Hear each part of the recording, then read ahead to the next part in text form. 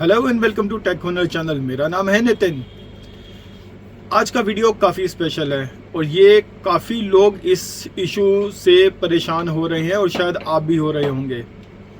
जैसे ही हम Chrome open करते हैं लैपटॉप स्लो हो जाता है, हम कोई एप्लीकेशन ओपन करते हैं लैपटॉप स्लो हो जाता है, या थोड़ी सी एप्लीकेशंस ओपन करते हैं तो लैपटॉप हैंग हो जाता है। क्या आप भी यही इशू फेस कर रहे हैं?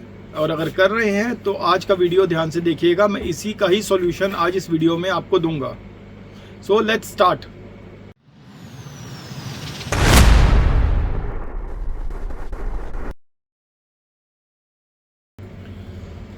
देखिए, मैं बहुत ही ब्रॉडली आपको बता रहा हूँ।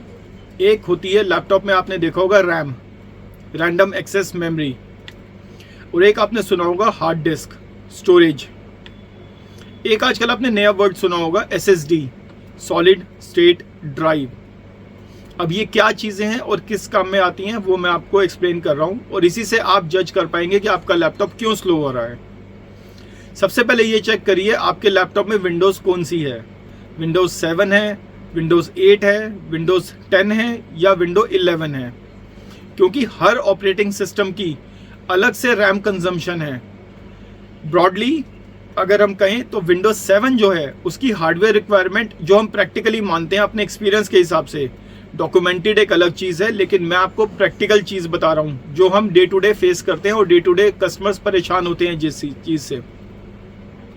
विंडोज 7 के जो हार्डवेयर रिक्वायरमेंट है हमारे हिसाब से basic, that is 4GB RAM and hard disk. Windows 7 4GB RAM पे और हार्ड डिस्क पे आराम से चल जाती है। विंडो 8 भी 4GB रैम और हार्ड डिस्क पे इजीली वर्केबल हो जाती है।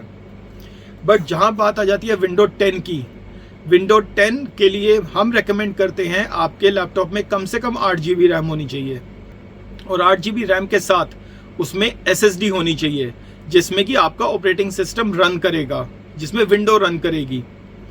अगर 8GB रैम है और SSD में ऑपरेटिंग सिस्टम आपकी विंडोज 10 है तो विंडो 10 बहुत स्मूथली चलेगी।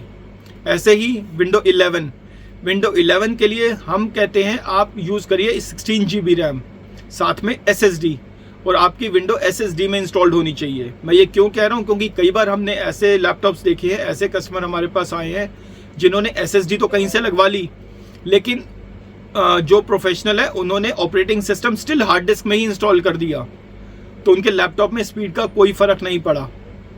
ये एक बेसिक चीज़ है।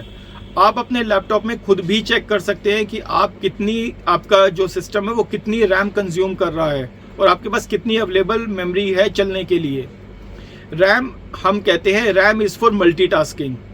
रैम जितनी ज़्यादा होगी आप उतने टैब ज़्यादा ओपन कर पाएंगे, उतने सॉफ्टवेयर आप ज़्यादा रन कर पाएंगे, लेकिन रैम ज़्यादा करने से स्पीड ज़्यादा नहीं होगी। स्पीड के लिए आपको चाहिए SSD, solid state drive. SSD में स्पीड होती है लेकिन मेमोरी मल्टीटास्किंग के लिए नहीं होती, और रैम में मल्टीटास्किंग के लिए मेमोरी होती है लेकिन स्पीड नहीं होती।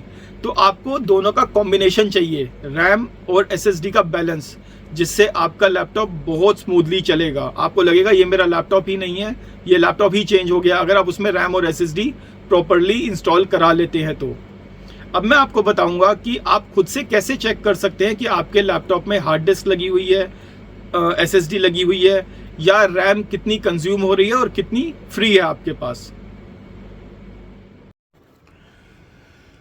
अब ये एक लैपटॉप है, इसमें है विंडो 11।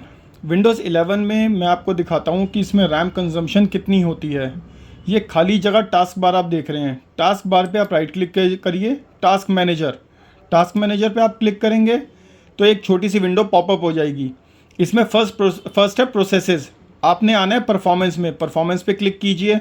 परफॉर्मेंस के बाद आप सामने देखेंगे लिखा हुआ है मेमोरी। ये मेमोरी जो है ये है रैम। अब इस लैपटॉप में टोटल 8GB रैम है। 8GB रैम में से मेमोरी यूजेबल है, मेमोरी यूजेज आ रही है 7.7। अभी हमने लैपटॉप ऑन किया है और 7.7GB में से विंडो खुद को चलाने के लिए कंज्यूम कर रही है 6.1GB, ऑलमोस्ट 6.2GB आप देख सकते हैं, और ये धीरे धीरे बढ़ रहा है। More than 6GB of RAM window 11 consume कर रही है टू रन इट सेल्फ, खुद को चलाने के लिए। अब आपके पास खाली अवेलेबल रैम है 1.5GB, 1.5GB। अब आप 1.5 में थोड़े से भी टैब्स ओपन करेंगे तो सिस्टम हैंग होना शुरू हो जाएगा, स्लो हो जाएगा। इसलिए हम कहते हैं विंडो 11 के लिए हम रेकमेंड करते हैं आप 16 GB रैम रखिए ताकि आपका लैपटॉप स्मूथली चल पाए।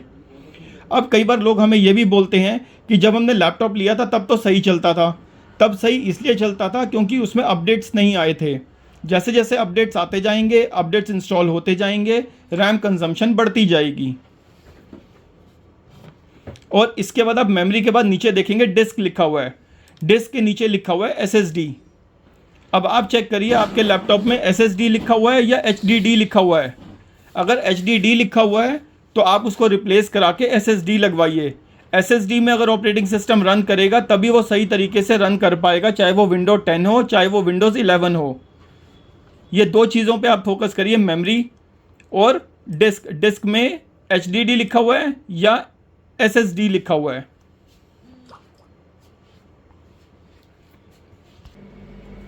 तो जैसा कि मैंने आपको भी इस वीडियो में बताया कि रैम आप खुद चेक कर सकते हैं कितनी अवेलेबल है और कितनी यूज़ हो रही है। आपके लैपटॉप में SSD है या नहीं, या हार्ड डिस्क पे ऑपरेटिंग सिस्टम रन हो रहा है। इस चीज़ को चेक करके आप खुद ही जज कर पाएंगे और समझ पाएंगे कि आपका लैपटॉप स्लो क्यों हो रहा है। आप किसी भी प्रोफेशनल के पास जाइए और रैम और SSD इंक्रीज़ कराइए और अपने लैपटॉप को नए जैसा बनाएं। अच्छी खासी स्पीड बढ़ जाएगी। आपको अपने लैपटॉप को फेंकना नहीं पड़ेगा, ना सेल आउट करना पड़ेगा। आप उसी लैपटॉप को यूज़ कर पाएंगे। तो आज के वीडियो में इतना ही। अगर आपको अच्छा लगे, यूजेबल लगे, वर्थ वॉचिंग लगे तो like, comment, share, forward, subscribe सब करिए। और अगर कुछ चीज़ ठीक ना लगे तो again let us know, we will improve in the next video. Thank you so much.